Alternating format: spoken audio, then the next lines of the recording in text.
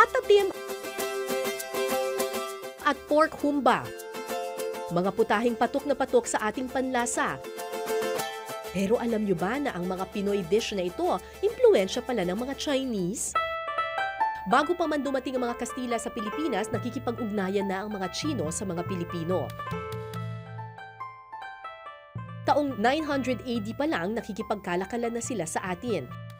Pero ayon kay Mea Angsi, isang Filipino-Chinese culture historian, ang palitan sa pagitan ng mga Chino at Pilipino hindi lang daw limitado sa mga produkto.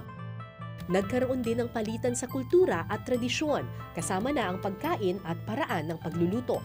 Malaking possibility na may influences in food, pero hindi ko masasabi kung one direction lang, na malamang share. Bakit? Kasi may historical records tayo na nagkukwento kung paano makipagkalakal ang mga Chino dito sa Pilipinas. So may pagkakataon na dadaong siya malapit sa isang probinsya, tapos mananatili sila doon ng mga 1-2 buwan. So dun sa 1-2 buwan na yon, kung mag-extrapolate ka ng data, hindi naman siguro reasonable isipin na nasa barko lang sila the entire time, diba? So siguro dumaong naman sila, bumaba silang barko, nakipagkaibigan, nakipag-usap, nakipagpalitan ng kwento, pati pagkain. Ang pinalambot na pata ng baboy na pinasarap ng sweet and savory sauce, mga dahilan kung bakit ang patatim isa sa paborito natin. Ang pangalan nito, kombinasyon ng Spanish word na pata o pork leg at tim na salitang Hokkien nang ibig sabihin slowly braised pork. Nahahawig ito sa isa pang Pinoy dish, ang paksiw na pata. Pero ang pagkakaiba, ang patatim walang suka. Yung paksiw na pata at saka yung patatim, almost the same. Ang difference nung dalawa, ang paksiw na pata may konting asim because of vinegar. Si patatim, hindi natin malalasahan yung asim niya.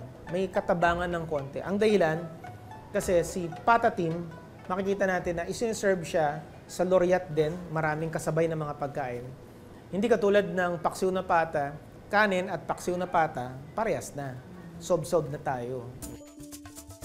Pero alam niyo ba mga kapuso na ang authentic Chinese version ng patatim gumagamit ng Chinese rice wine bilang pampalasa? Nagbibigay kasi ito ng matamis na lasa at nagpapabango sa putahe. Ang pansiteriyang ito sa Santa Cruz, Manila, 90 years nang naghahain ng authentic Chinese version ng patatim. Ang Ramon Lee's Pansiteria dito sa Binondo, ang isa sa mga pinakamatandang restaurants dito. Imagine, 1929 pa! So, almost 100 years, 90 years to be exact. Kasama ko dito si Sir Willie. 30 years na po kayo dito. 38 years na po. 38 years, wow! At dahil nga since 1929 ay nagluluto na sila ng iba't ibang authentic Chinese dishes, hanggang ngayon, napanatili pa rin nila yung recipe nung noon pang 1929 hanggang ngayon. Opo. Sa pagluluto ng Chinese patatim, pakukuluan muna ng 3 minuto ang pata ng baboy. Pagkatapos, ilulubog ito sa toyo hanggang matakpan ang buong pata. Kumbaga ito parang ano lang, para lang dumikit yung toyo sa kanya. At saka ipiprito. So paano po natin malalaman kapag okay na siya? Yung medyo brown na siya. Matapos iprito, pakukuluan ulit ang pata ng baboy nang hindi bababa sa 1 oras. Tinitimplahan ko siya ng Toyo, asin, sugar, star anise, star anise, laurel, oo. saka wine po. Bakit po kailangan ng rice wine? Malambot siya, tsaka mabango rin yung rice wine. Pag madaling malambot siya. Nakakapagpa-tenderize din pala siya. Pagkatapos ng 1 oras ng paglalaga ng ating pata doon sa losoy sauce, ganito na ang magiging itsura niya. Opa, malambot na Pero siya. hindi pa tayo tapos. Gagawa pa tayo ng sauce. Yung special sauce ng patatim. Para naman sa sauce, igigisa ang bawang, sunod na ilalagay ang kangkong at pork stock. Pagkatapos, titimplahan ito ng soy sauce, patis, sugar at white pepper. Ito yung losoy. Oo, yun yung pinaghalo-halong iba't ibang Chinese spices with Chinese wine, star anise. At meron ding toyo yon at saka sugar. Hahaluan din ng rice wine at sesame oil. Lalagyan din ito ng cornstarch na tinunaw sa tubig para lumapot ang sauce.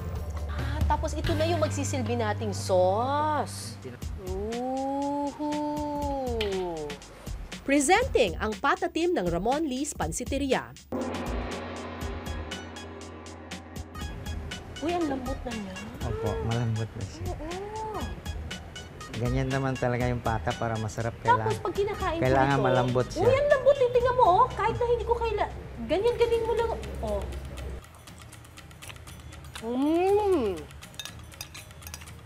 Alam mo, hindi siya maalat na maalat, ha? Kasi yung ibang patatim na natitikman ko, manamis-namis siya talaga. Pero ito, hindi siya maalat na maalat, hindi rin siya matamis na matamis.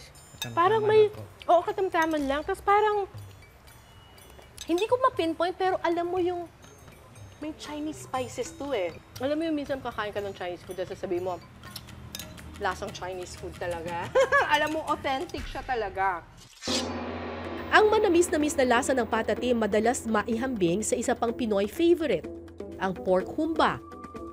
Ang sarsa kasi nito parehong ginagamitan ng soy sauce at brown sugar. Nagkaiba lang sa parte ng baboy na ginagamit. Pareho yung patatim tsaka yung humba na slowly cooked pork. Pero very specific yung patatim, pork leg lang siya. Yung hongba refers to the cooking process na matagal siya niluluto, mabagal, slow cooked pork siya. Not necessarily pork leg. Yung term niya mismo, yung ba is meat, yung hong is steam. So steamed pork lang siya. Kaiba sa hongma ng mga Chinese, ang pagluluto nating mga Pinoy sa pork humba, nilalagyan ng brown sugar, salted black beans o tausi at banana blossoms o bulaklak ng saging for added texture. Sa restaurant na ito sa Ongpin, sa Binondo, makakatikim pa rin ang Chinese style na hongma. Ang pinagkaiba nito sa Pinoy pork humba, gumagamit ng star anise ang Chinese style hongma at iba pang mga pampalasa tulad ng Chinese rice wine at sesame oil. Igigisa muna ang red onion at bawang hanggang sa maging golden brown. Lalagyan ito ng Chinese rice wine. Para po mas lesen yung may kunting lansa. Sunod na ilalagay ang sesame oil at ang kanilang special sauce para sa hongma, isusunod ang star anise, dahon ng laurel at paminta. Para mas aromatic siya. Hahaluin hanggang lumapot. Ito po yung pork belly na pinalambot na namin. Saka ilalagay ang pork belly. Pakukuluan pagkatapos ng 15 to 20 minutes. Ready to serve na ang hongma.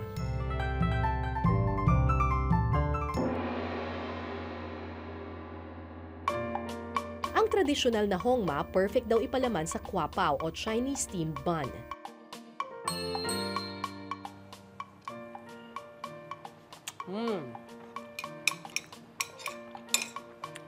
Sarap!